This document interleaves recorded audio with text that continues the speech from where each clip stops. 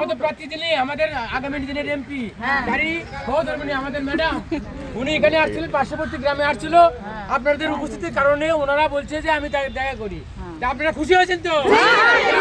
কিছু কথা বলবেন ইনশাআল্লাহ, আপনারা শুনবেন। আচ্ছা বলুন, 2 মিনিট কথা। আচ্ছা, অনেক জায়গায় যেতে হচ্ছে। এখন কথা হচ্ছে যে এই যে আসনটা আপনারা সবাই জানেন যে এটা কার আসনের আগে হয়েছিল, তারেক রহমান। একসঙ্গে তারেক রহমান তো 2টা আসনে থাকতে পারবেন না।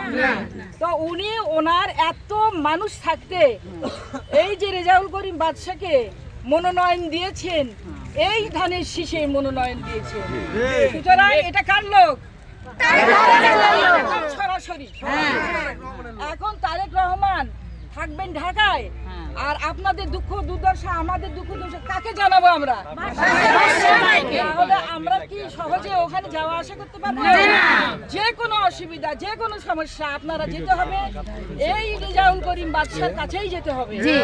এবং আমাকে চেনা থাকলো আপনার বাসায় যে আমার খোঁজ করবেন, উনি আপনাদের আমি শুনবো সমস্যা, প্রয়োজন হলে লিখিত দিয়ে আসবেন, এটা আমি ওনাকে রিলে করব, কোনো অসুবিধা নাই। আর সকালের দিকে সবসময় ওনাকে পাওয়া যায় ইনশাআল্লাহ। ঠিক আছে, দোয়া করবেন আপনাদের ভোটই এই তার হাতটা আরো ক্ষমতাবান হবে, যাতে উনি সবাই জন্য সাহায্য করতে পারেন, আপনাদের সমস্যার সমাধান করতে পারেন। বুঝতে পেরেছেন? এই জন্য ওনাকে এই ভোটটা দিতে হবে। আচ্ছা ম্যাডাম, আমরা সাতগ্রাম ইউনিয়নে 1 নাম্বার হয়েছি, আমরা আবার থাকবো, আবার 1 নাম্বার ইনশাআল্লাহ যেন হতে পারি।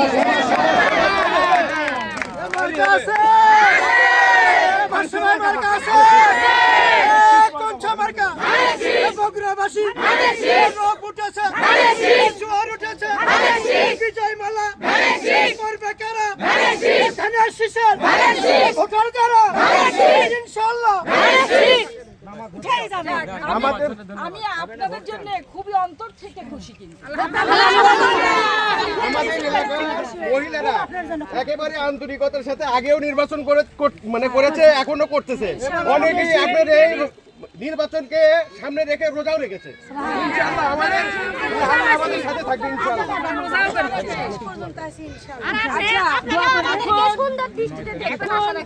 কালকে এক জায়গায় রাত্রে আমি ওয়ার্ক করেছি, সেখানে আপনাদের মতো একটা মহিলা বলেই ফেললো, চাকরি আমার ছেলেকে দেবেন, আর না দিলে আমি পারলে জীবন দিয়ে দেবো।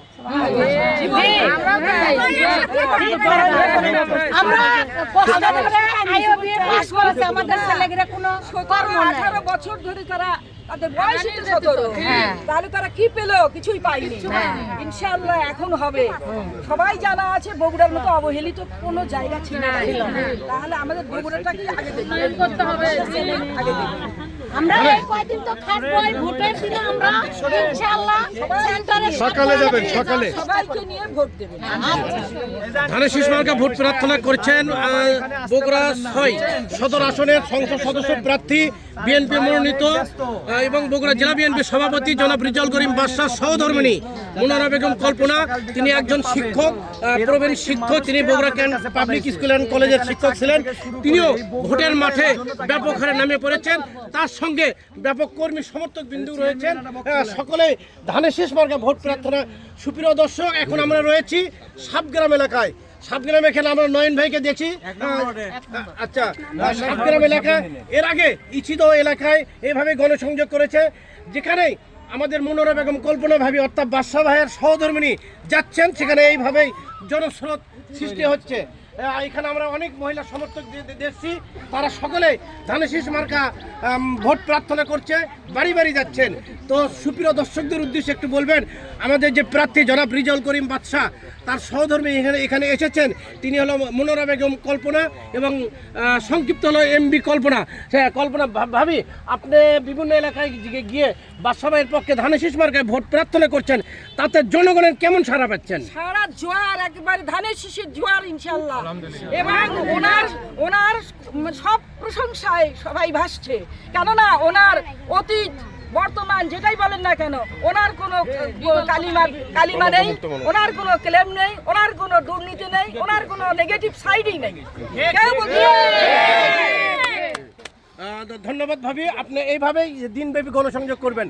তবে আমরা কালকে একটা ভিডিওতে দেখেছি যিনি আপনি চাকরির কথা বলছেন, সম্ভবত মহিলার নাম জয়নাব, আমি দেখেছি আমাদের পাড়ারি সেরে ফুলবাড়ি এলাকায়। তো যাই হোক, সকলকে ধন্যবাদ। এইভাবে যারা সারা বছর